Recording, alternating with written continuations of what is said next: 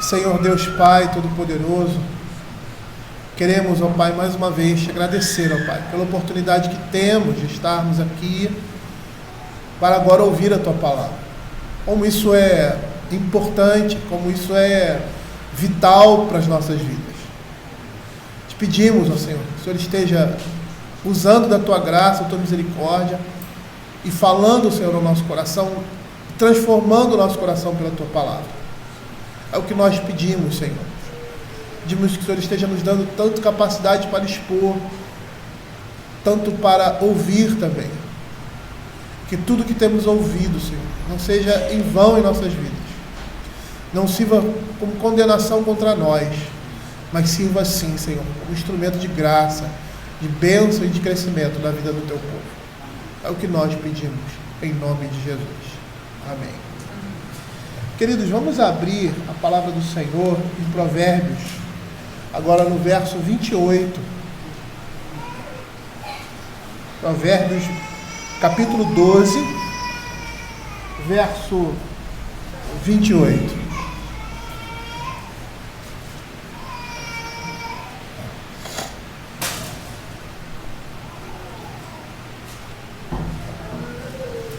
Diz assim a palavra do Senhor: na vereda da justiça está a vida, e no caminho de sua carreira não há morte. Queridos, nós estamos vendo aqui que o verso 28 é a conclusão de todo o capítulo 12. Quando ele, ao final, se encerra dessa maneira, ele está apontando para tudo que se disse anteriormente, dizendo que essa é a vereda da justiça e que nela há vida e não morte. E se nós fôssemos resumir o que ele está dizendo aqui, na realidade, a gente percebe que essa conclusão aqui, ela não é só uma conclusão relativa ao verso 12, mas relativa a toda a segunda coleção que começa no capítulo 10. É interessante que nós vamos perceber, pela leitura que fizemos, que o final de todas essas sessões, ou todos esses capítulos, se a gente pode dizer assim, terminam mais ou menos da mesma forma. E no capítulo 12, se nós pudéssemos resumir aqui, nós iríamos dizer que a vereda da justiça e da vida está relacionada, nesse capítulo, a atos, ou seja, ao trabalho diligente e ao modo de falar, ou seja, a maneira como o homem fala, o que sai da sua boca. E esse aqui é o caminho de vida, ou seja, o trabalho diligente e a palavra que edifica são caminhos de vida. É o que o capítulo 12 vai dizer, se nós dessemos uma olhadinha rápida, lá no verso 3, por exemplo: o homem não se estabelece pela perversidade, mas a raiz do justo não será removida. Aí ele diz assim, verso 5: os pensamentos do justo são retos, mas os conselhos do perverso enganam. As palavras dos perversos são emboscadas, mas a boca dos retos livra os homens. Aí lá no verso 10, o justo atenta para a vida dos seus animais, mas o coração dos perversos é o que lavra a sua terra, será farto de pão, mas o que corre atrás de coisas vãs é falto de senso. Pela transgressão dos lábios, verso 13, o mal se enlaça, mas o justo sairá da angústia. Cada um se farta do bem pelo fruto de sua boca, e que as mãos dos homens fizeram ser-lhe-á retribuído. A ira do homem insensato no instante se conhece, mas o prudente oculta a afronta. O que diz a verdade manifesta a justiça, mas a testemunha falsa a fraude. O que nós estamos vendo aqui? Nós estamos vendo no capítulo 12 ele mostrando um caminho de vida, paralelamente a um caminho de morte, porque essa é a temática da segunda coleção, a antítese entre o justo e o ímpio, entre o justo e o perverso. E esse é o caminho de justiça, ou seja, o caminho do justo é o caminho de verdade, é o caminho de justiça, é um caminho que conduz à vida. Nesse paralelismo sintético aqui do verso 28, que vai concluir o capítulo 12, ele expressa de modo mais criativo e intenso que os retos mantêm um relacionamento com Deus para sempre. E por que isso? Porque não somente o livro de Provérbios, mas a Escritura vai nos dizer que a morte física não separa o justo de uma relação com o Senhor. Se nós formos comparar o capítulo 14, verso 32 de Provérbios, com esse verso, fica evidente, somente aqui, sem levarmos em consideração outros textos que nós vamos apresentar também, que a sabedoria começa a romper os limites desta vida e anunciar uma vida fora do alcance da morte. Pela sua malícia é derribado o perverso, mas o justo, ainda morrendo, tem esperança. E não é só aqui que a gente vai ver isso. Nós vamos ver isso de uma forma muito mais clara, por exemplo, lá em Provérbios capítulo 8, verso 35. Ele vai mostrar a sabedoria rompendo esses limites. Porque o que me acha, e ele falou sobre a sabedoria, e que sabedoria é essa? A palavra de Deus. O que me acha a vida e alcança o favor do Senhor. Provérbios 9, 11. Porque por mim se multiplicam os teus dias, e anos de vida se te acrescentarão. E como nós vimos nessas exposições, ele está dizendo aqui, de uma certa forma, o que o Senhor Jesus está dizendo ali nos evangelhos, que aquele que crê nele ou vive por ele já tem a vida eterna, e essa vida eterna se manifesta na nossa vida presente, e nós vimos que o livro de Provérbios mostra isso com essas palavras. Capítulo 10, verso 16: andando nos meus estatutos, guardando os meus juízos e procedendo retamente, o tal justo certamente viverá, diz o Senhor. E quando nós olhamos essas palavras no livro de Provérbios, destacadas, nós podemos ter uma ideia de uma vida abundante, que nós já vivemos desse mundo. Porque, metaforicamente, podemos viver como mortos-vivos. E é assim a vida de um homem que vive no pecado.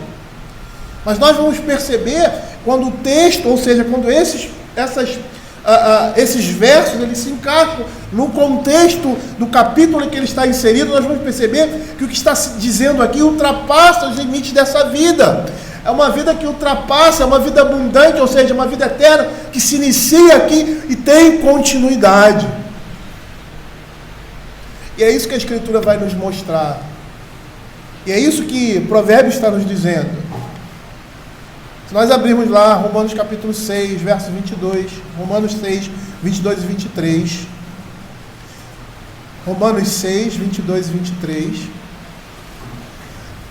A palavra de Deus diz assim: agora, porém, libertos do pecado, transformados em servos de Deus, temos o fruto para a santificação e, por fim, a vida eterna. Porque o salário do pecado é a morte, mas o dom gratuito de Deus é a vida eterna em Cristo Jesus, nosso Senhor. Quando a Escritura fala sobre vida, quando a Escritura fala em anos que serão acrescentados, como diz lá no mandamento com relação à obediência aos pais, ele não está se limitando somente a esse mundo. Ele está falando de vida eterna. De vida eterna. Eu já falei aqui sobre esse mandamento, né? Que era a maneira de eles entrarem na terra prometida. Honra teu pai e tua mãe para que te prolongue os seus dias sobre a terra. E que terra é essa? Que terra é essa? Muitos comentaristas falam que essa é uma promessa ligada a esse mandamento, mas ela não se restringe somente a ele, mas a todos os mandamentos. E que terra é essa? Seria a terra prometida. ou seja, a eternidade, manifestada no Velho Testamento ao entrar e habitar em Canaã. A perspectiva era Canaã celestial, e é isso que Hebreus vai dizer. Ele vai dizer o seguinte: resta ainda um descanso, porque o povo de Deus entrou na terra prometida e continuou as suas batalhas. A promessa de uma terra foi dada, uma terra que mana leite e mel, mas ela apontava para a Nova Jerusalém, para a expectativa do reino de Deus, não uma parte dele, mas o reino de Deus de forma cabal. Então, quando o Provérbios fala sobre vida, essas expressões aqui não estão se limitando a essa vida, mas é algo que ultrapassa essa nossa existência. Ele diz assim: na vereda da justiça está a vida. E é interessante porque quando o poeta fala dessa forma, para a vereda da justiça, ele quer dizer, quer apontar para uma rota de viagem ao longo da existência humana, na esfera ética da piedade para com Deus e da bondade e confiabilidade para com a humanidade. Vereda seria traduzida como caminho, trajetória ou vereda de vida.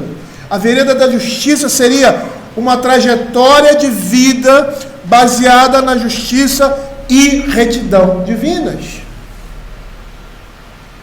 E se eu pudesse não, vou repetir o que significa vereda de vida: uma rota de viagem ao longo da existência humana, na esfera ética da piedade para com Deus e da bondade e confiabilidade para com a humanidade. Lembrem todas as coisas que nós falamos aqui, dessas virtudes que são apresentadas, que traziam benefício não somente para o indivíduo, mas para a sociedade em que ele estava inserido. Os seus atos, as suas ações tinham proporções globais, proporções sociais, proporções comunitárias, onde o comportamento e a maneira como ele vivia, ou como ele vive, de conformidade com o que nós temos visto aqui com o livro de Provérbios, iria afetar não só a sua vida de dentro para fora, mas a vida da comunidade. E é isso que vereda da justiça significa. Essa definição é grande, é complexa. E sabe como Matthew Henry resume isso? Vereda da justiça, uma rota de viagem ao longo da existência humana, na esfera ética da piedade. Percebam que é tudo que nós estamos falando aqui até agora, para com Deus, e da bondade e confiabilidade para com a humanidade. Sabe como Matthew Henry, no seu comentário, resume isso? Como o caminho da verdadeira religião. Caminho da verdadeira religião. É isso. Vereda da vida, da justiça, em que a vida se faz presente, está nela, é o caminho da verdadeira religião, porque é o Senhor que sustenta toda essa ordem moral, de modo que a retidão e a esfera da vida abundante, da vida eterna, se encontra nele, ou seja, no seu caminho. E aí Matthew Henry, no seu comentário, ele vai dizer que a vereda da justiça é um caminho reto, plano e fácil. Eu acho que no aspecto de fácil, ele quer dizer, interpreto eu, que é algo que está à nossa disposição. Nós não precisamos sair procurando por aí, porque está diante de nós. E que vereda é essa? Os mandamentos de Deus, a lei segundo a qual devemos andar. E essa lei, esse mandamento é santo, justo e bom. E é isso que deve ser a nossa religião. Quando nós começamos a exposição em Provérbios, nós falamos desde o início, O que nós temos aqui é a prática, a vivência, a operacionalidade, o modus operandi da nossa religião. É a nossa fé na prática, se manifestando por meio das nossas ações. Na realidade, segundo o livro de Provérbios, por meio de quem nós somos, ou melhor,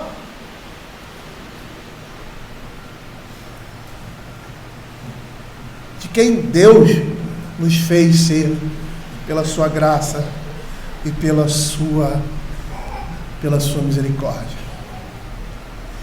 Ontem eu estava num casamento de filhos da igreja.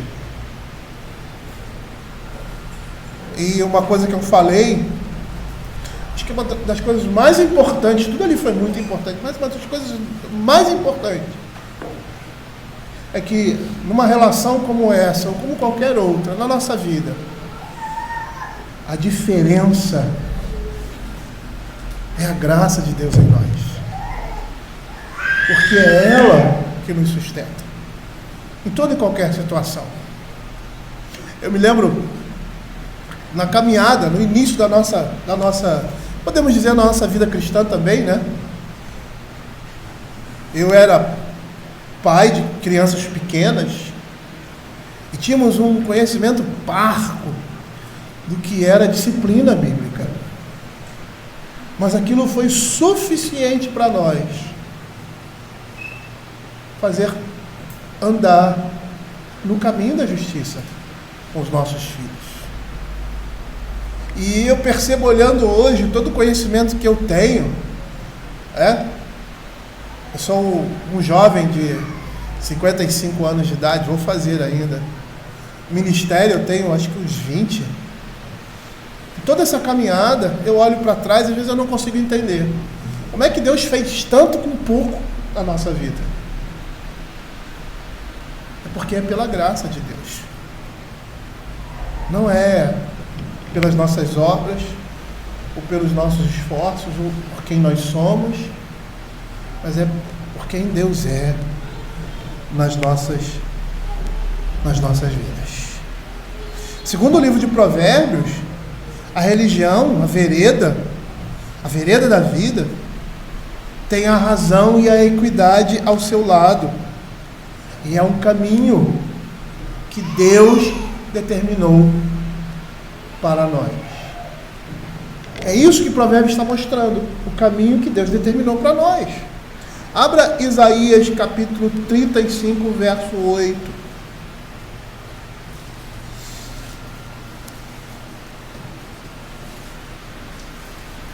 Veja o que o profeta vai dizer. Esse é o caminho que Deus criou para nós. E ali haverá bom caminho. Caminho que se chamará o caminho santo. O imundo não passará por ele, pois será somente para o seu povo. Quem quer que por ele caminhe não errará, nem mesmo o louco.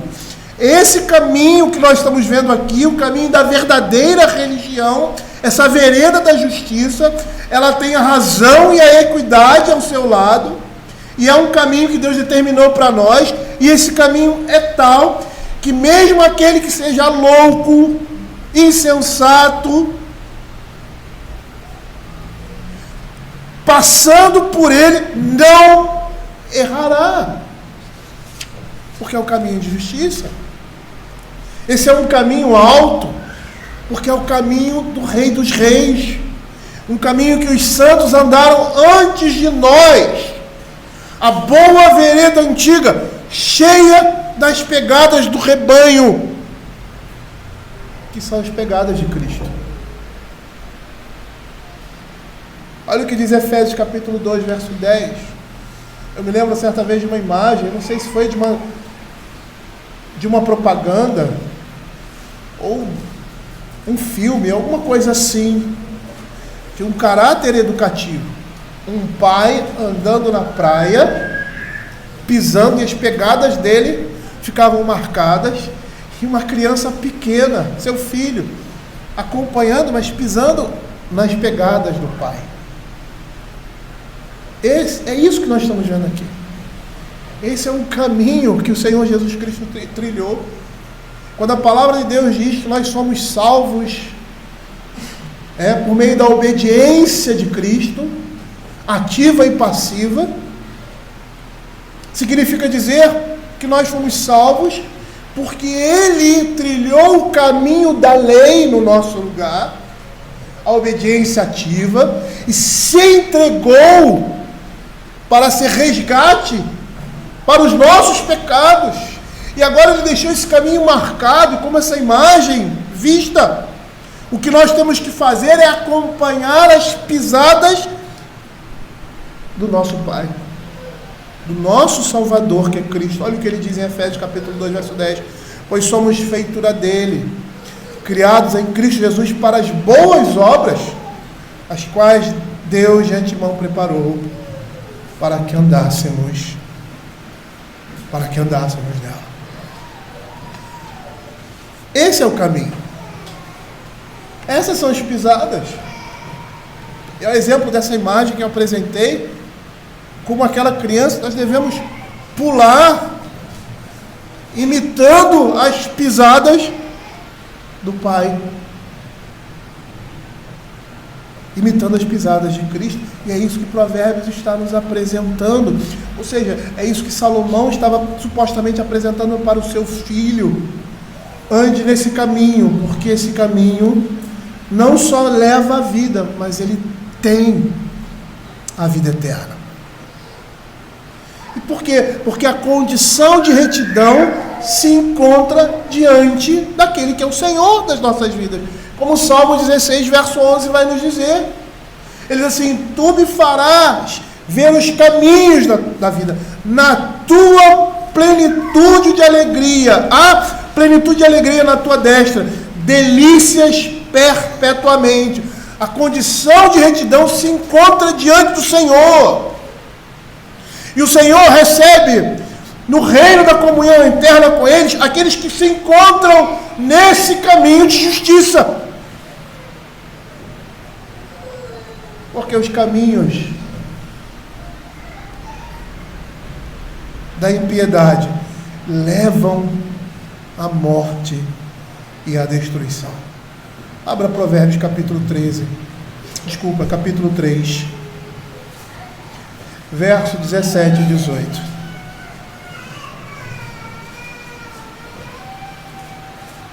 Olha o que a Escritura vai dizer. Os seus caminhos são caminhos deliciosos, e todas as suas veredas paz.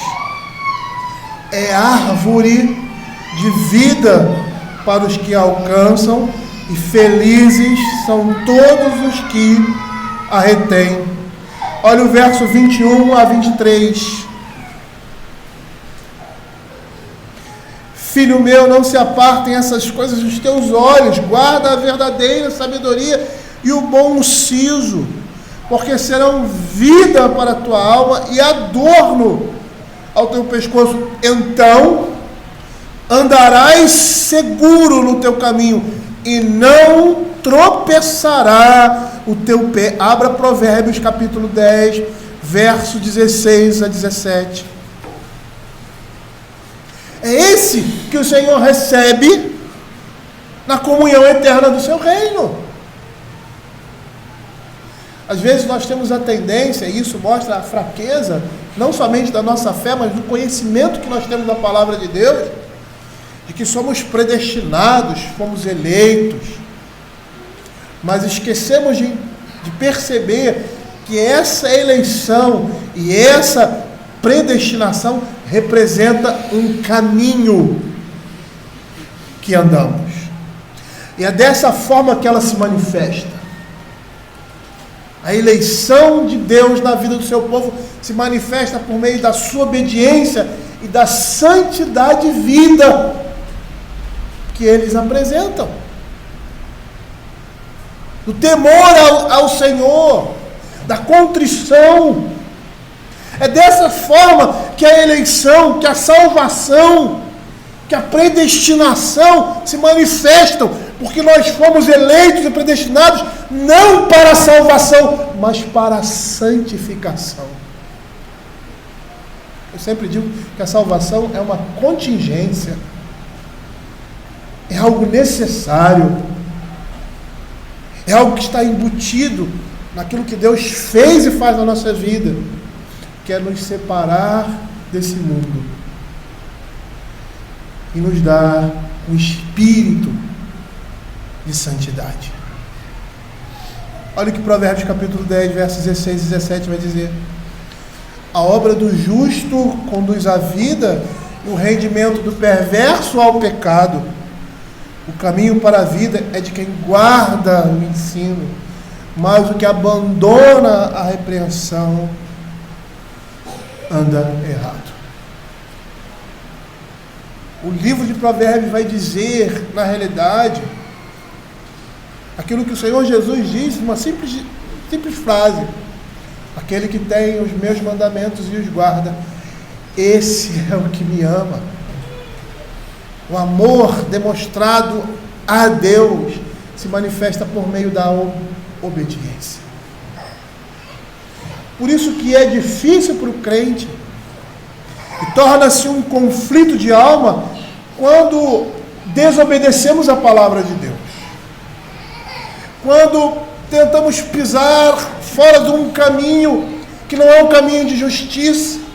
Por isso o peso veio, por isso a depressão muitas vezes, como Davi demonstrava ali, um comportamento oprimido, depressor, por causa do pecado. Por causa do pecado.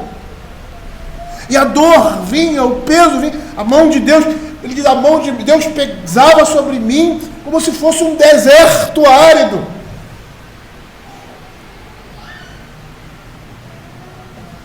E por que isso? Porque nós temos em nós o espírito de justiça, o espírito de retidão, o espírito do Senhor. Porque o que nós estamos vendo aqui, queridos, é o contraste entre o caminho do pecado e o caminho da obediência. E essas são as únicas opções disponíveis para o homem. Não existe uma terceira via, não existe uma terceira possibilidade.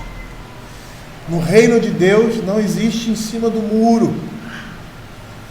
E os que estão em cima do muro estão sempre contra, nunca a favor, até mesmo na vida comum.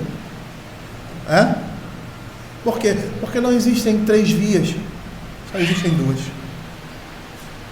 O caminho de vida que Provérbios, que a Escritura nos fala, corresponde a uma vereda de integridade, de retidão e de justiça, porque representam a lei de Deus. E é isso que nós vamos ver na palavra de Deus, lá no Salmo 27, verso 11.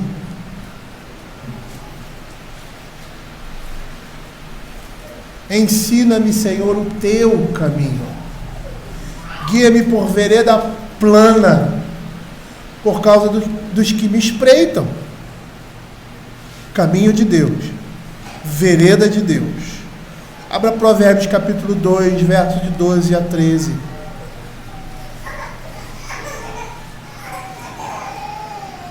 Diz assim: para te livrar do caminho do mal e do caminho que diz coisas perversas, os que deixam as veredas da retidão para andarem pelos caminhos das trevas.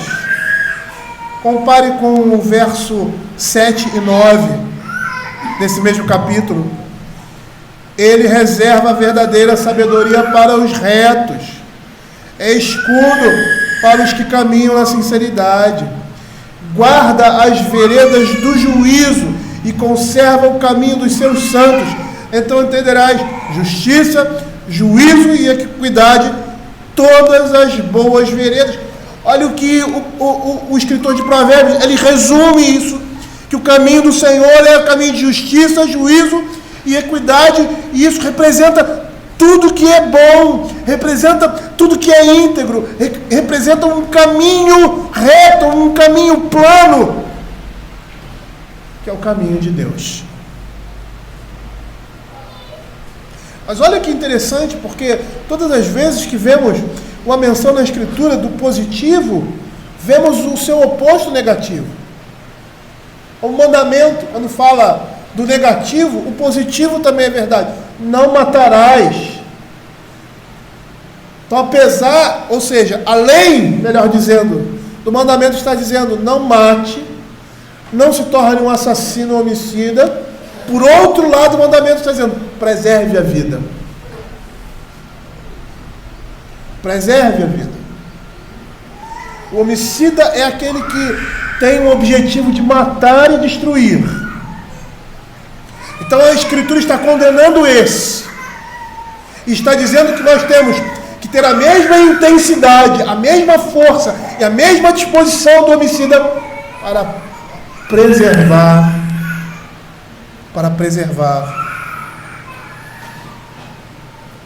a vida.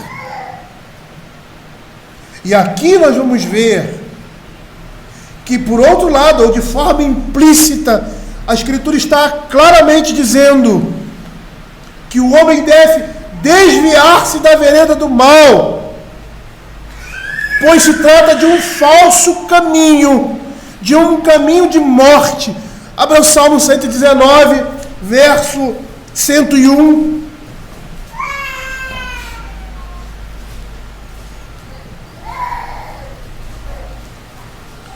Diz assim a palavra do Senhor: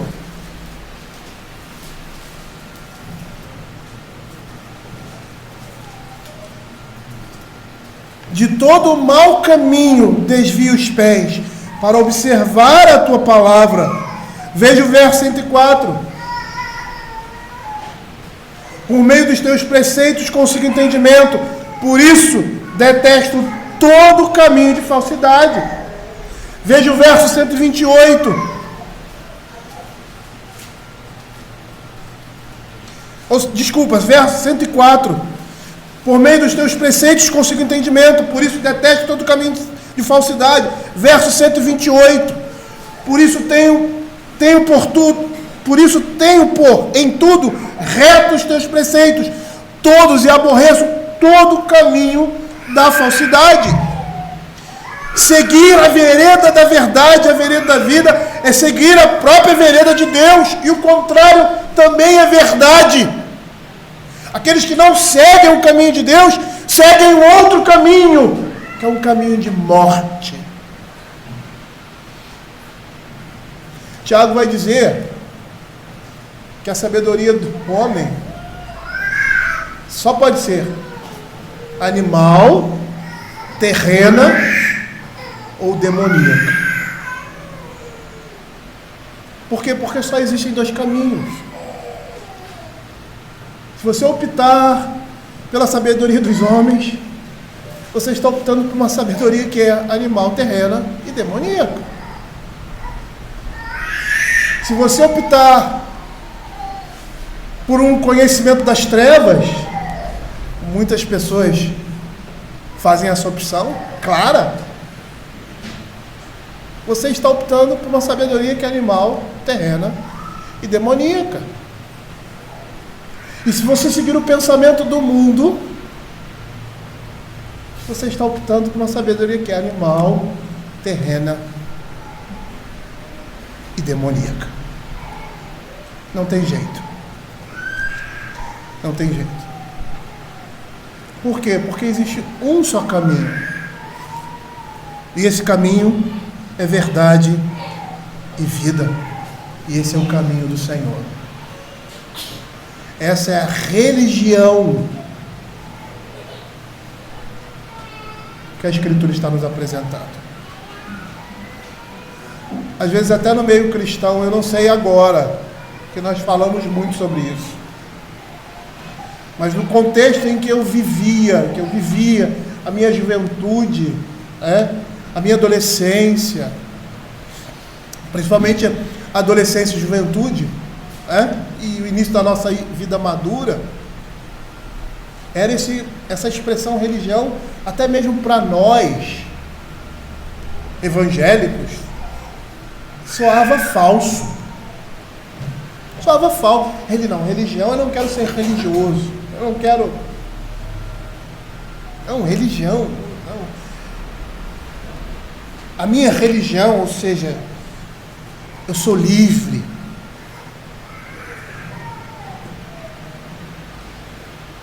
A palavra do Senhor apresenta uma religião que é verdadeira, porque se baseia em Cristo. A palavra religião é religar, a ideia de religar, e é isso que Cristo faz na vida de um homem. Ele faz uma ligação que antes havia sido cortada. Ele liga o homem direto a Deus por meio dele, por meio de Cristo.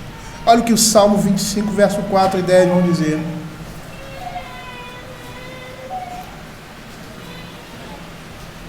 Faz-me, Senhor, conhecer os teus caminhos. Ensina-me as tuas veredas. Olha o verso 10. Todas as veredas do Senhor são misericórdia e verdade para os que guardam a sua aliança e os seus testemunhos. E essa vereda, como eu já falei, é sinônimo da lei de Deus. Se nós abríssemos um parênteses aqui, uma outra coisa que é no meio cristão, no meio evangélico, vamos dizer assim, né? Evangélico, eu não gosto muito de usar essa expressão, hoje em dia está muito desgastada, mesmo porque você coloca num saco, né? Todo tipo de crente, mas era um outro conceito distorcido, lei de Deus. O homem não gosta de leis. Isso é natural. Ele não gosta de disciplina. Ele necessita, mas ele não gosta. E por mais que nós entendamos que a disciplina é bom, e eu estou falando de uma maneira geral, nós gostamos de sair dela. E é até bom. Né? As férias, por exemplo, oh beleza, você está naquela regra, naquela disciplina, acorda cedo, tal, tem que fazer isso, tem que fazer... Aí quando você chega ali, né, nas férias, você não tem mais horário, acorda a hora que você quer e tal, vai para onde quer, faz o que quer. Isso é tão bom, isso não é ruim, não. Mas isso mostra um conceito errado nosso, de rejeitar aquilo que é regra, aquilo que é lei. Tanto que ao final das nossas férias, pelo menos eu me sinto assim muitas vezes, está na hora de voltar à atividade. Você se sente mal. Por quê? Porque você já não tem compromisso com nada, vamos dizer assim. O seu tempo é seu. E aí eu estou falando de uma forma muito generalizada, né? Porque isso nunca acontece de uma forma totalmente potencial, né? Mas você sente a necessidade de voltar a trabalhar, de voltar a ter aquela regrinha de alguém que diz, tem que chegar a hora tal, tem que sair a hora tal. Porque isso é uma necessidade que nós temos. Isso mostra quem nós somos nesse mundo de pecado.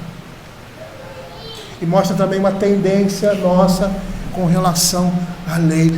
Por isso, quando se fala em lei no mundo evangélico, lei de Deus, isso é coisa do Velho Testamento. Hoje nós estamos na graça.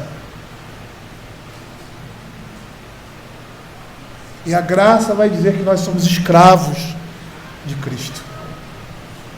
Agora, pertencemos a outro Senhor. Somos escravos. É uma vereda de escravidão. E como na antiguidade, diferente um pouco da ideia de escravidão que nós temos, muitos escravos diziam assim, eu quero permanecer nessa condição. Meu Senhor é amável, eu tenho prazer em servi-lo, eu amo o meu Senhor, eu quero permanecer nessa condição, porque o jugo do meu Senhor é leve. Olha o que Isaías capítulo 2, verso 3 vai dizer. Diz assim: irão muitas nações e dirão: vinde, subamos ao monte do Senhor e à casa do Deus de Jacó, para que nos ensine os seus caminhos e andemos pelas suas veredas, porque de Sião sairá a lei e a palavra do Senhor de Jerusalém, que caminha o caminho do Senhor. Qual é a vereda do Senhor? É a vereda que apresenta a sua lei. A palavra do Senhor é aquilo que Ele determina, aquilo que Ele exige, quer de nós. Uma lei que é agradável, uma lei que, apesar de mostrar a nossa condição de escravo da cruz de Cristo, ela nos liberta.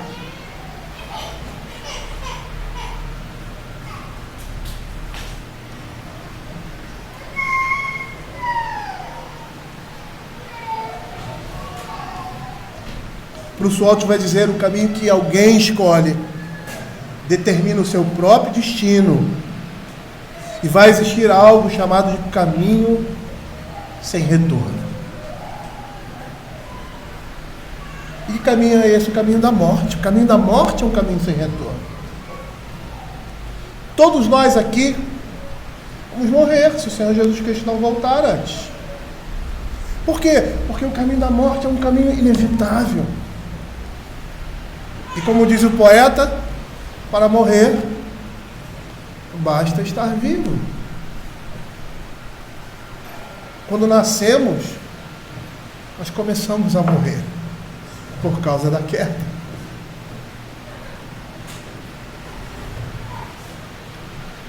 E o livro de Jó vai nos mostrar essa realidade muito clara, lá em Jó 16, 22.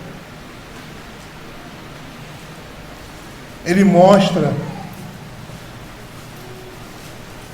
o caminho da morte é um caminho sem retorno.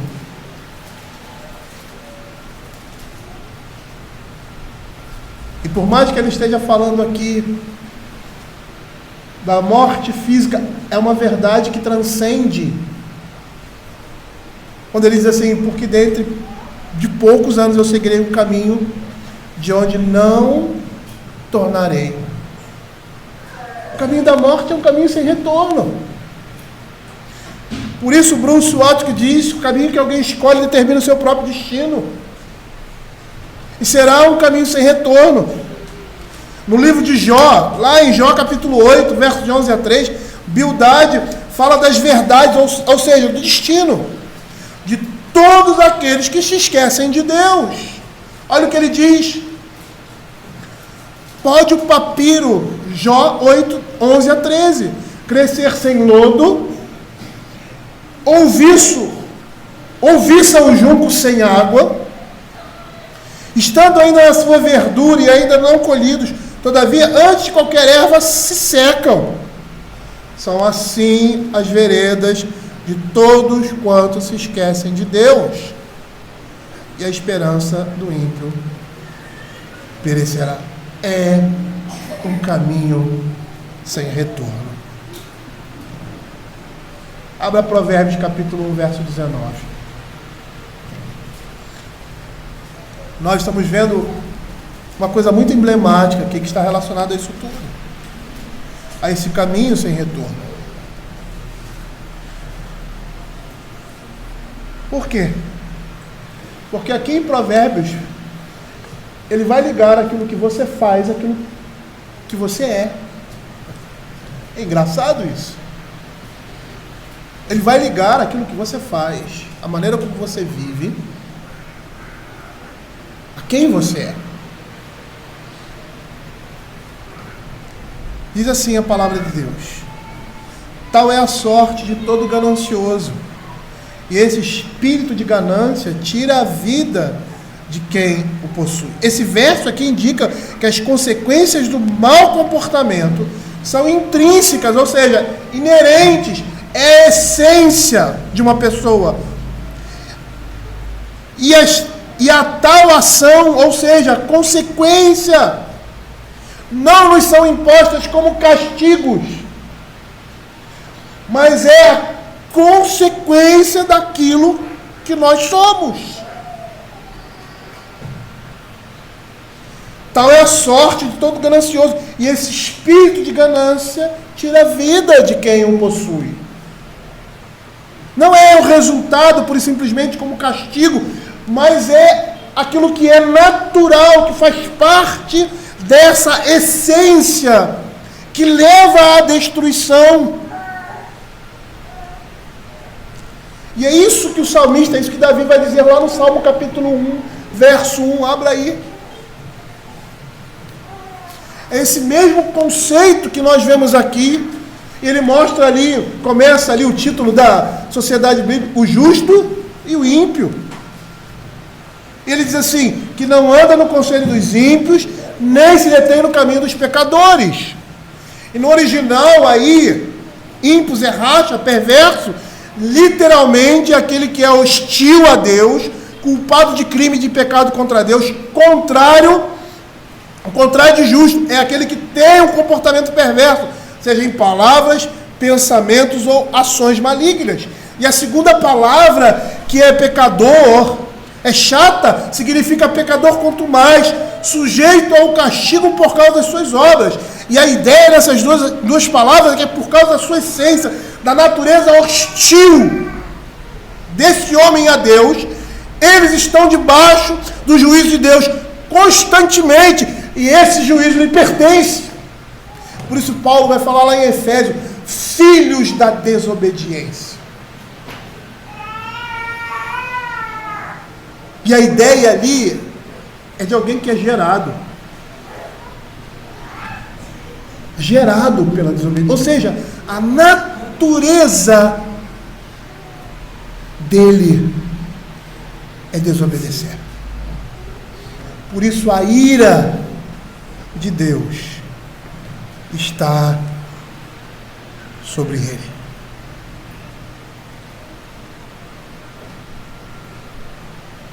Provérbios aqui está apresentando dois caminhos. Jesus também faz isso. Abra Mateus capítulo 7, verso 13 e 14.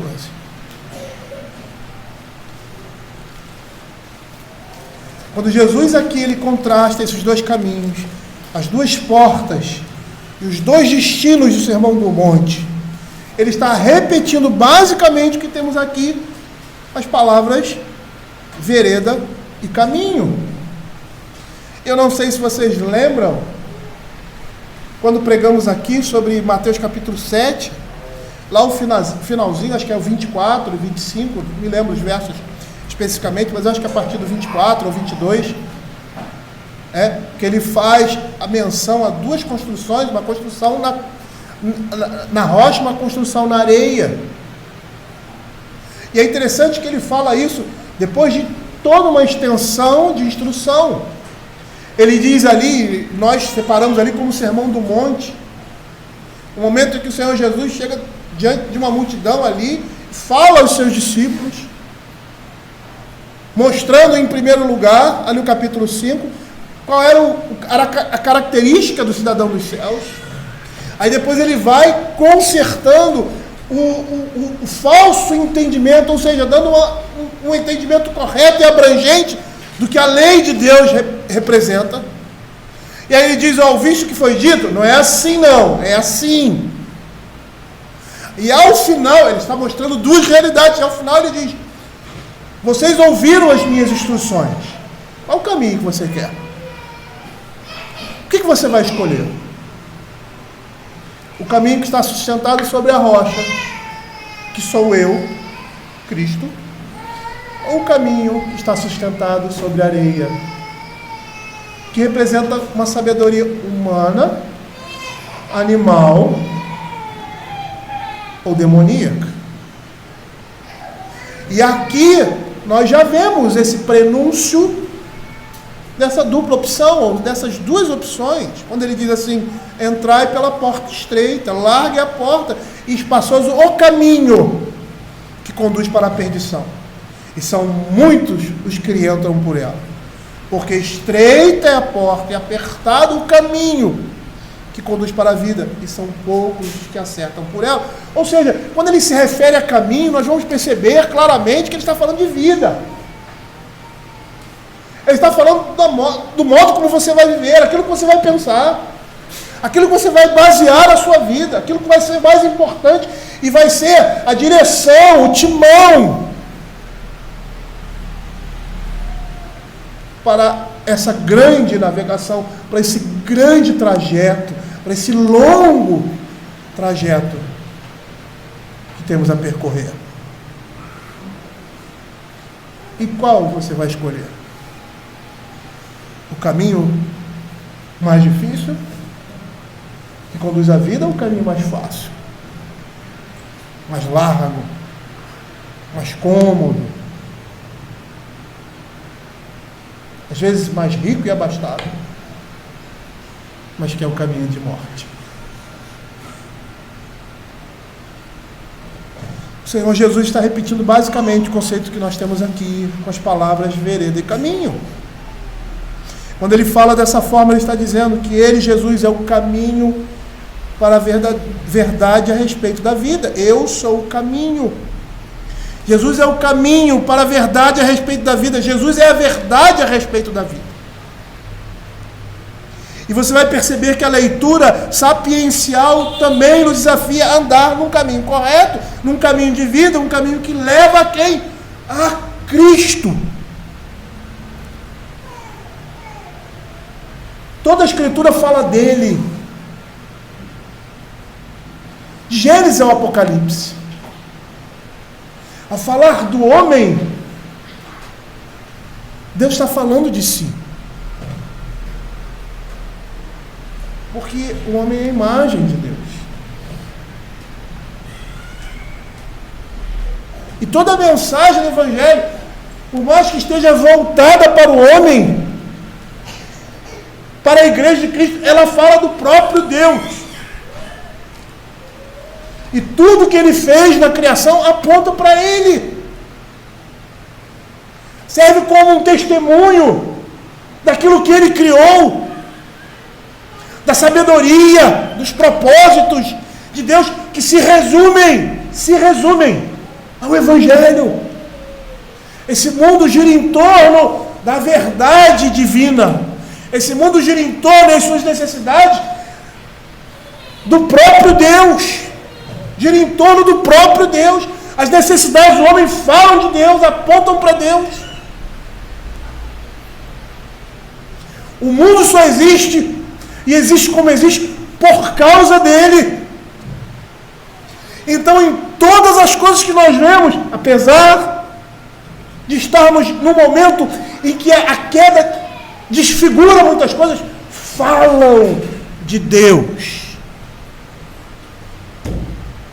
O próprio casamento, a vida familiar, o trabalho, todas essas coisas apontam para o Evangelho. E só uma mente inalcançável poderia criar um mundo, as ações sociais, a sociedade e tudo que existe nela, apontando para uma única pessoa.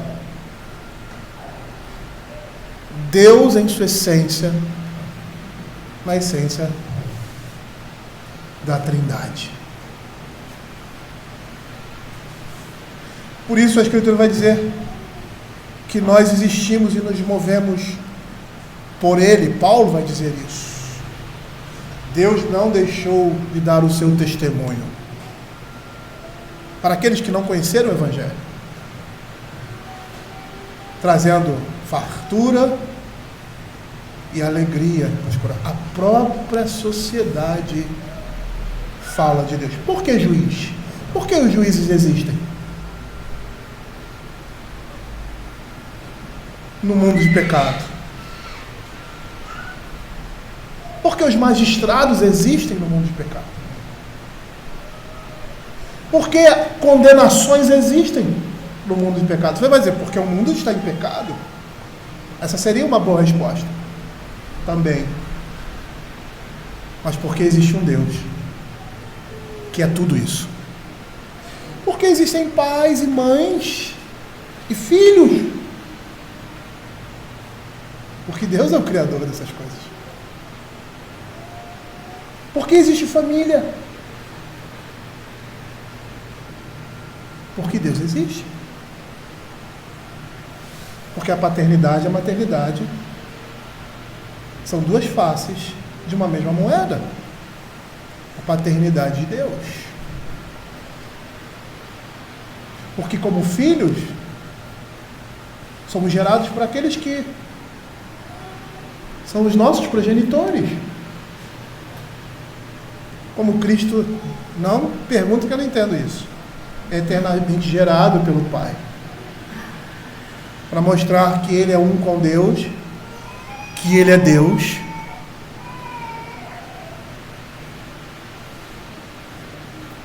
E que Ele também é filho. Essa é uma configuração familiar que eu não consigo compreender.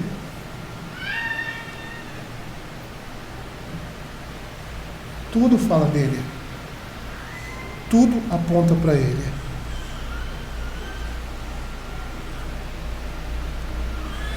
Por isso que as coisas existem da forma como existem. E um dia nós vamos ver essas coisas de forma perfeita. Hoje nós vemos, como o apóstolo Paulo diz, meio turvadas. Apesar de termos o Evangelho nos revelando, e o que eu acabei de falar representa um mistério. Ou seja, algo oculto que foi revelado. Não veio da minha cabeça. Eu não cheguei a essa conclusão. Pastor, mas isso é uma conclusão. Mas é uma conclusão que eu tiro porque a Bíblia fala isso. A Bíblia que diz isso. É só ligar, como diz a minha esposa, o Lé com crê. Não precisa fazer muito esforço. É lógico que isso vem por iluminação, né, do Espírito Santo, para aqueles que, como diz o apóstolo Paulo, né, conseguem ver e entender as coisas de Deus, porque tem a mente de Cristo. Por isso a Escritura nos diz, como o apóstolo Paulo lá em 1 Coríntios capítulo 11, verso 1: sede meus imitadores, como também eu sou de Cristo.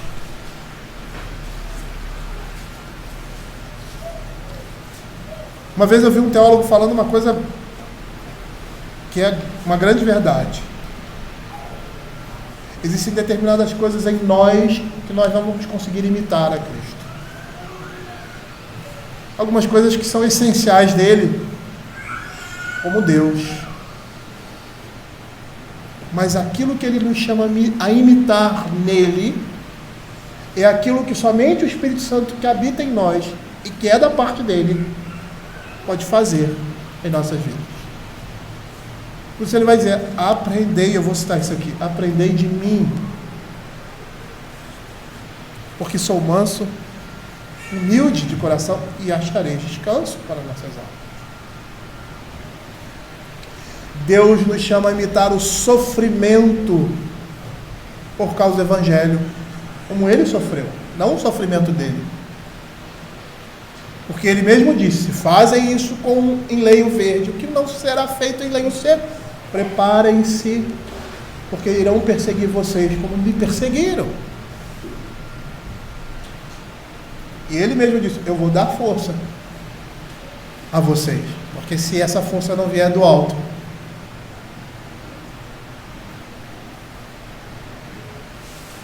aquilo que a Escritura diz que nós temos que imitar a Cristo, nós precisamos imitar a Cristo. E por que essa imitação? Porque nós estamos sendo transformados à imagem dele.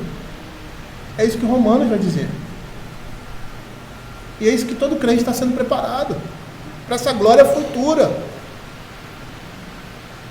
E ele está, por meio da sua palavra, por meio das administrações providenciais em nossas vidas, por meio da igreja principalmente, do ensino, ele está moldando a sua imagem.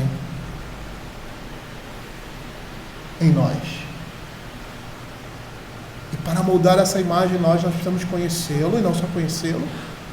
Por isso só fala de ensino todo o tempo, mas de instrução da palavra de Deus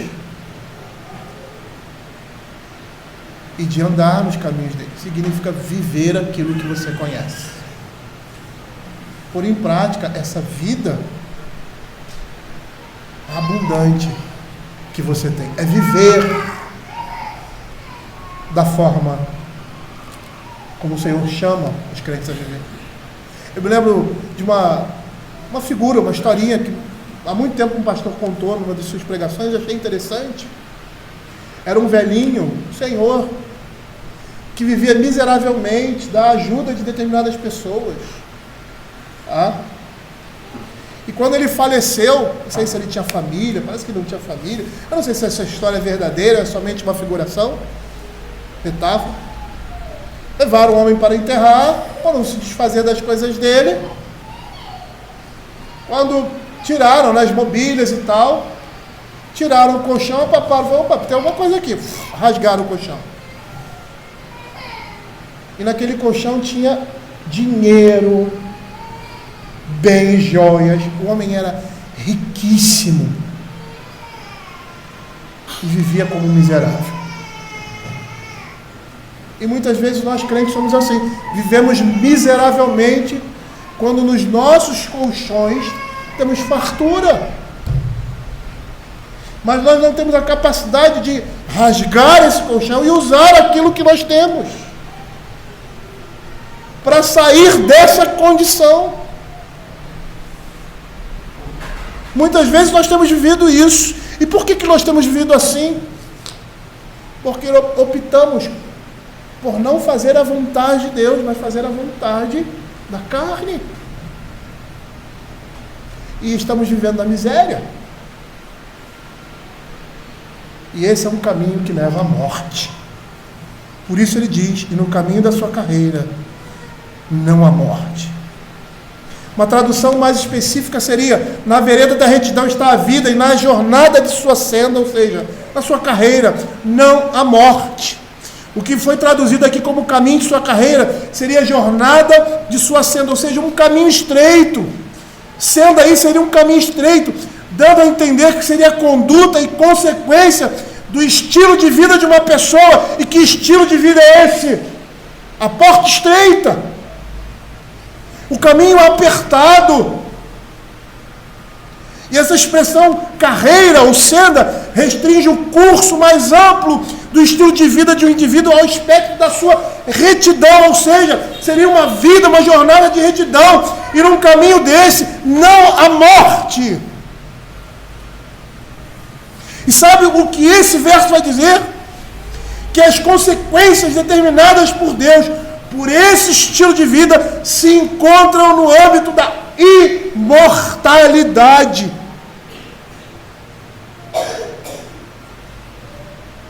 O que se está falando aqui é sobre imortalidade.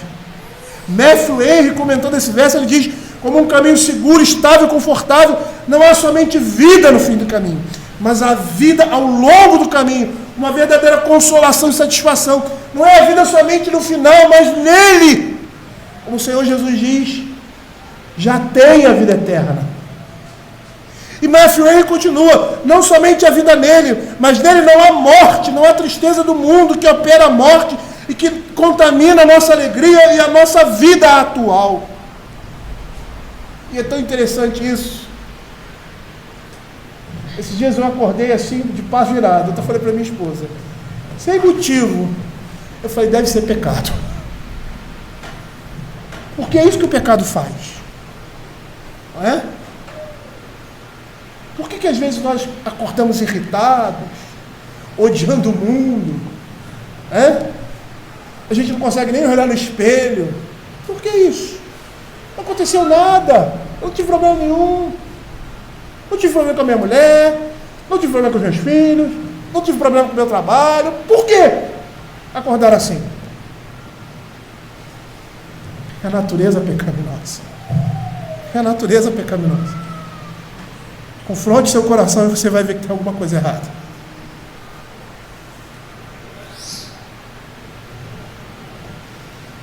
A Escritura está dizendo que esse caminho de vida é um caminho de justiça e não a fim. Ele é eterno. Nós podemos olhar essa nossa existência e ver que neste mundo há vida, mas também a morte. Porém, na vereda da justiça há vida e não a morte. Sim, a vida e a imortalidade. E é isso que esse texto aqui está nos dizendo. Essa palavra morte é vamos dizer assim, uma discussão filológica com relação à origem da palavra, a junção dessa palavra no hebraico, que tem origem em outras línguas semíticas, e há aqui a ideia, tanto nessas línguas, como aqui no hebraico, de que ele não está falando de morte, pura e simplesmente, mas ele está falando de imortalidade. É imortalidade. Esse texto literalmente fala sobre isso. E no caminho da sua carreira, a vida eterna, não a morte. Você encontra a imortalidade. E como a imortalidade é classificada nas Escrituras? Como a comunhão eterna com Deus. Porque sabe qual é a pior morte? Não é a morte física, mas é a separação eterna do homem de Deus. É o inferno. E esse é o verdadeiro inferno. Um puritano disse certa vez que se o inferno não fosse um lugar de pecado, se as pessoas não fossem lançadas lá no lago de fogo e enxofre, por causa do pecado, e aquilo representaria o pecado, ele disse que até mesmo naquele lugar, a graça de Deus e a sua misericórdia se manifestariam por meio desse sofrimento. Olha que interessante. E provavelmente é por isso que os homens vão sofrer eternamente. O homem tem uma alma, vamos dizer assim, imortal, pela metade. Nós já vimos o que é imortalidade aqui. O que é eternidade. A nossa eternidade tem início. Mas a verdadeira eternidade não tem início. Não tem começo, não tem meio e não tem fim. E o sofrimento que o homem terá nesse lugar é pura e simplesmente porque se separou de Deus. E quando o homem se separa de Deus, nesse mundo, pela sua misericórdia, as angústias do inferno não vêm totalmente sobre ele, mas ele já começa a sofrer também as dores muito apequenadas do inferno. A Escritura lá em Apocalipse diz que quando o Senhor tocar uma determinada trombeta e um anjo determinar lá, virão escorpiões. Eu não sei se você já foi picado por escorpião, queira que não, mas dizem que é uma picada terrível, né? Quando não mata, causa uma dor tremenda e constante. E ele diz que esses escorpiões vão picar esses homens e eles vão querer morrer, eles vão sofrer, eles vão ficar angustiados, mas a morte vai fugir deles. São as angústias do inferno se aproximando.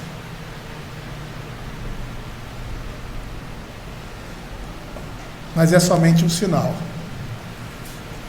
Por quê? Porque eles escolheram um caminho de morte. E da mesma forma que nós estamos vivendo a vida eterna aqui, nesse mundo de pecado, com todas as dificuldades, mas o gozo, a alegria que é fruto da graça de Deus no nosso coração, do Espírito Santo de Deus no nosso coração, com todas as dificuldades, o consolo, eles também estão vivendo o inferno aqui na terra.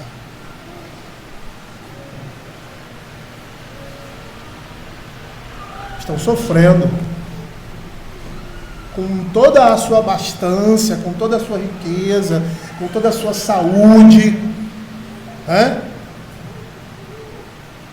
as angústias infernais estão se manifestando na vida desses que escolhem um caminho de destruição. Por quê? Porque o salário do pecado é a morte. Você já viu alguém, pare para pensar, você já viu alguém feliz com o pecado? Pare para pensar. Você pode conhecer alguém que se diga feliz por causa do pecado. Mas se você for vasculhar a vida dessas pessoas, você vai perceber que não, estão sempre buscando alguma coisa. Elas estão insatisfeitas. Por isso Paulo vai falar que a piedade com contentamento, porque nós não podemos estar insatisfeitos. E todo tempo ali, nesse texto, como em Mateus capítulo 6, ele nos chama, olha, existe uma diferença entre vocês e o mundo. Não podem estar apresentando isso. Vocês não podem estar servindo a esse Deus se vocês servem o Deus verdadeiro. E olha que interessante para encerrar aqui a nossa exposição. A segunda coleção, porque a primeira coleção vai até o capítulo 9, é tipo um prólogo, preparando para essa segunda coleção. Ela se inicia no verso 10, e eu acho que vocês já perceberam que todas elas terminam com paralelismos sintéticos como esse aqui. Porque resumem, todo aquele capítulo, ou toda aquela sessão que está sendo apresentada ali. E aí um novo bloco se inicia, em geral com sentenças educativas. Então às vezes a gente tem que ler os livros, principalmente o livro da Bíblia, não somente no seu contexto imediato, mas o livro como um todo, porque ele também fala. A maneira como se estrutura um livro ou uma narrativa, ela fala também, ela tem um caráter interpretativo, e essa interpretação é um pouco mais difícil, que você só pode ter depois que você vê o livro como um todo. Mas percebam aqui o que acontece aqui, acontece nessa segunda sessão. Veja aí o capítulo 12, verso 28, na vereda da justiça da vida, no caminho da sua carreira, não há morte. Aí começa uma outra sessão. O filho sábio ouve a instrução do pai, mas o escarnecedor atende à repreensão. Abra Provérbios capítulo 11, verso 31. Se o justo é punido na terra, quanto mais o perverso pecador. Uma síntese. Capítulo 12, verso 1. Quem ama a disciplina ama o conhecimento, mas o que aborrece a repreensão é estúpido. Percebam uma coisa aqui. Em termos teológicos, nós podemos afirmar, diante do que nós estamos falando aqui, que a imortalidade dos retos é apresentada ao longo de todo o livro dessa forma. Por isso nós não podemos nos espantar por esse verso aqui falar em imortalidade, porque todo o tempo essas coisas estão sendo apresentadas por essa síntese e logo após o início um provérbio educativo. Olha Provérbios capítulo 2, 19, eu não vou ler todos não, mas só alguns.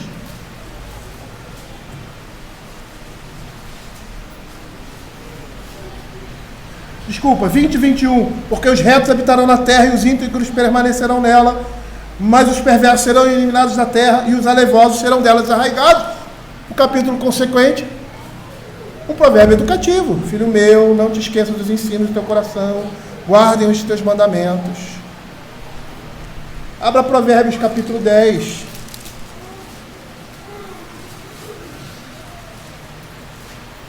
Verso 18 do capítulo 9.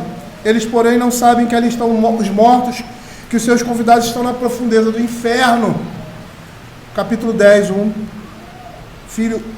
Provérbio de Salomão: o filho sábio alegra seu pai, mas os filhos insensatos é a tristeza da sua mãe. Os tesouros da impiedade nada aproveitam, mas a justiça livra da morte. Percebam, e eu vou citar aí, o verso 16, o capítulo 11, verso 4, o seu início, o verso 4, o final do capítulo 10, o início do capítulo 11, o verso 4 e o verso 19, e eu vou citar todos esses textos, não só dessa primeira coleção, mas como dessa segunda, que tem essa característica. Percebam aqui que o que ele está dizendo? A imortalidade está ligada ao ensino, e esse ensino é o ensino de vida, é o ensino da palavra de Deus. Por isso ele fala aqui de forma clara em imortalidade.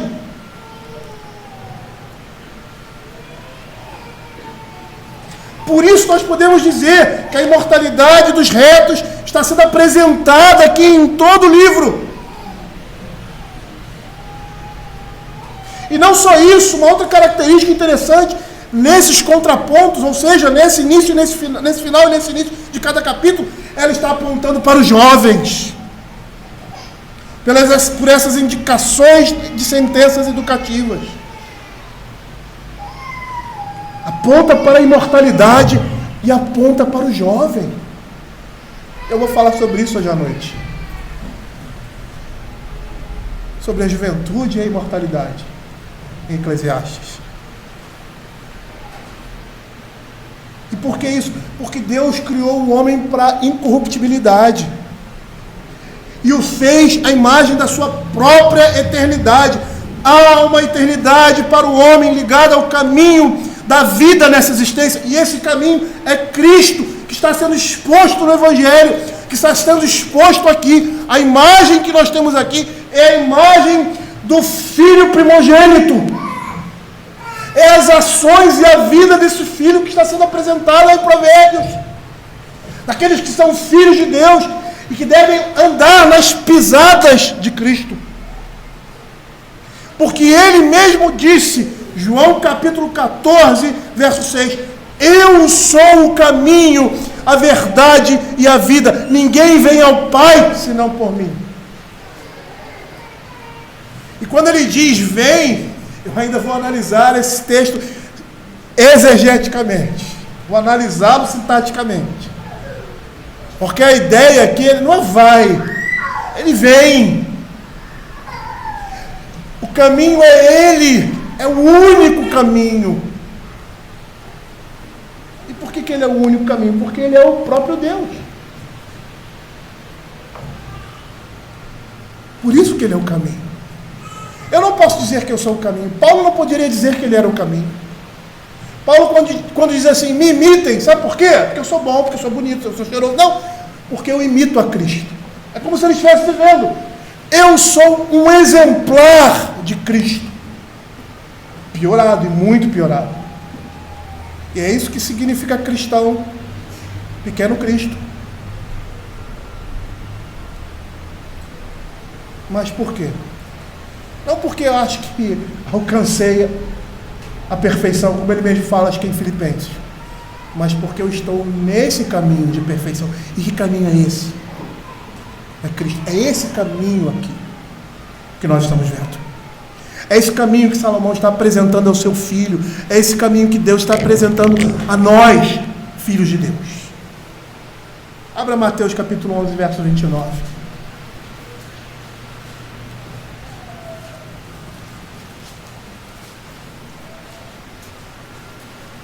Eu quero terminar com esse texto. Eu já havia falado isso aos irmãos. Eu já havia anteriormente, em pregações anteriores, dado essa demonstração. Hoje eu estou provando isso. Que o que nós temos aqui é a imagem de Cristo.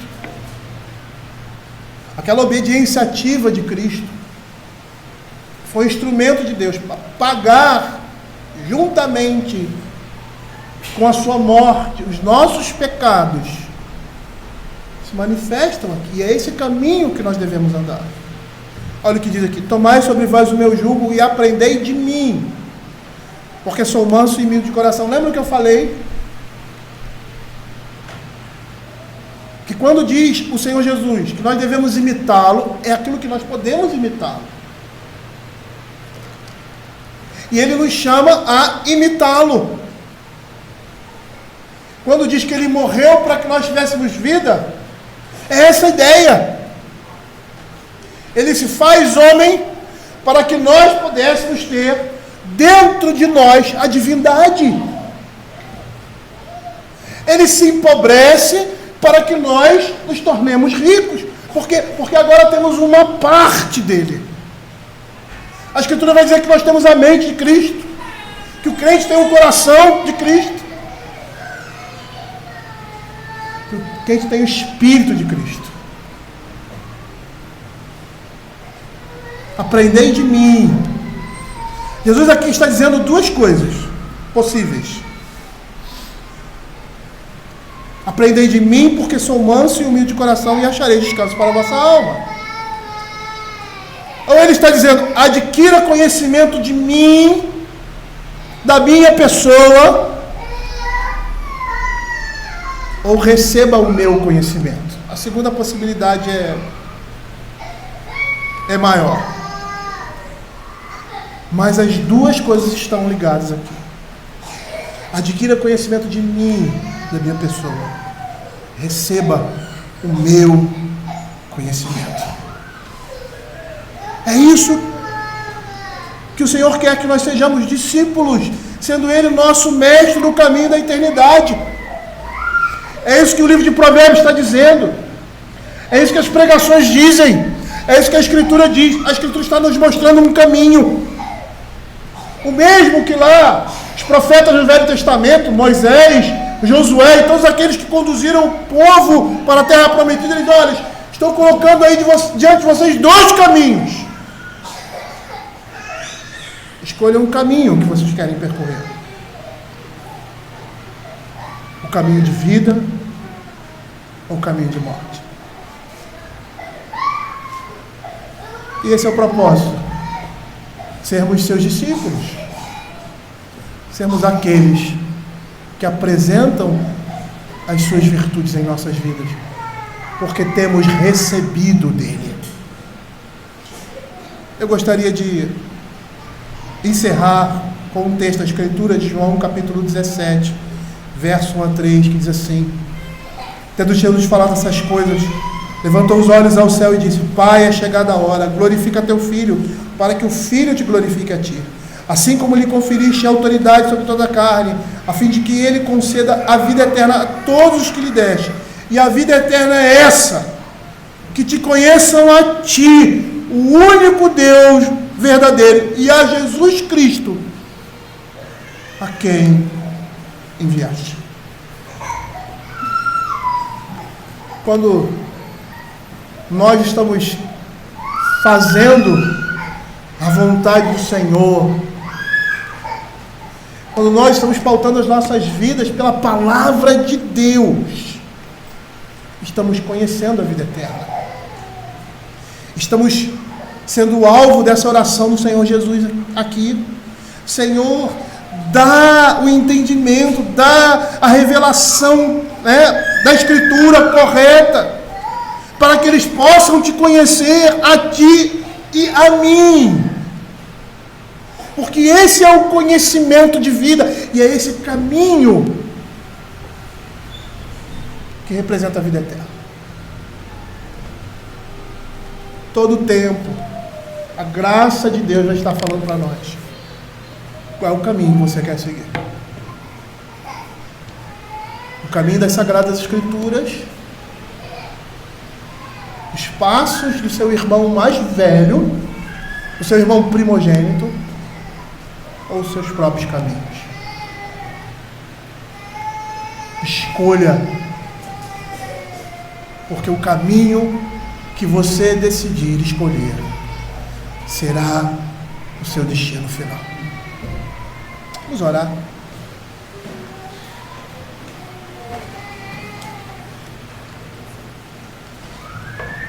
Senhor Deus Pai Todo-Poderoso, mais uma vez, ó Senhor, estamos diante da Tua Palavra, e diante da graça que se manifesta, Senhor Deus, de forma abundante. E não só o livro de Provérbios nos mostra isso, mas toda a Escritura mostra que a graça de Deus se manifesta na publicação das Sagradas Escrituras, na pregação do Evangelho da paz, na revelação de Cristo por meio das Sagradas Escrituras aos homens, à sua igreja. E é isso que o início do livro de Provérbios vai dizer: grita a sabedoria nas praças, nas ruas alça a sua voz. É dessa forma, Senhor Deus, por meio da Tua Palavra, tendo ela no nosso coração, sendo ela o nosso guia, sendo ela a nossa barreira contra nós mesmos, ó Pai, subjugando as nossas paixões,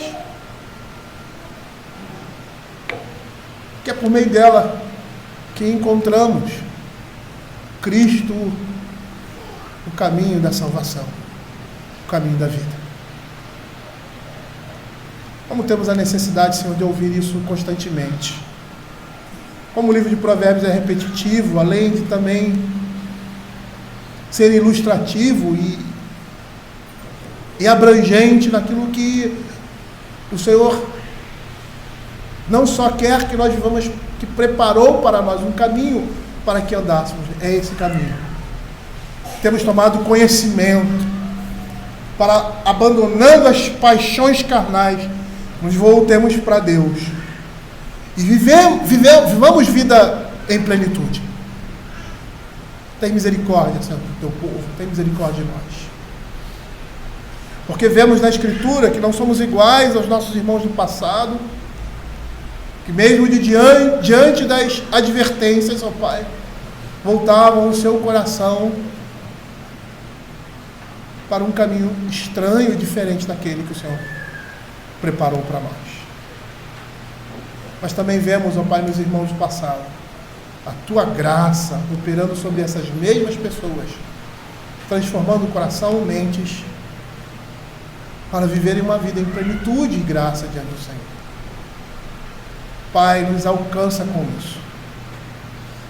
Somos alvos, Senhor, da Tua graça. E é por isso que clamamos ao Senhor Deus, por essas coisas em nossas vidas, para que a imagem de Cristo se forme em nós e que estejamos caminhando em passos largos para a vida eterna. Fica com o Teu povo, ó Pai, é o que nós pedimos. Responde aos nossos clamores, ó Senhor, às nossas necessidades, ó Senhor, que na realidade se resumem a coisas que estão relacionadas à vida eterna. Essas são as nossas verdadeiras necessidades, como disse o Senhor em Sua palavra: não só de pão viverá o homem, mas de toda a palavra que sair da boca do Senhor. E que o Senhor Deus nos dê essa noção de que a maior necessidade que nós temos, Pai, não é de pão, não é de vestes, mas é do conhecimento da Tua lei. Fica, Senhor, com o Teu povo e opera em nós essa graça. Não será por meio das palavras proferidas por um ministro, por ensinos, ó Pai, trazidos na escola dominical, que essas coisas vão mudar, e que a Tua palavra, Senhor, vai encontrar morada no nosso coração, mas é por meio do Espírito Santo, usando essas coisas para a nossa edificação, porque sem elas jamais poderemos alcançar, jamais poderemos encontrar a alva. Fica com o Teu povo, Pai. Supre, Senhor Deus, as nossas necessidades, e que possamos olhar em nossas vidas e vermos claramente que as nossas necessidades são supridas e que todas as outras coisas, conforme a vontade do Senhor, nos são acrescentadas. É o que nós pedimos em nome de Jesus. Amém.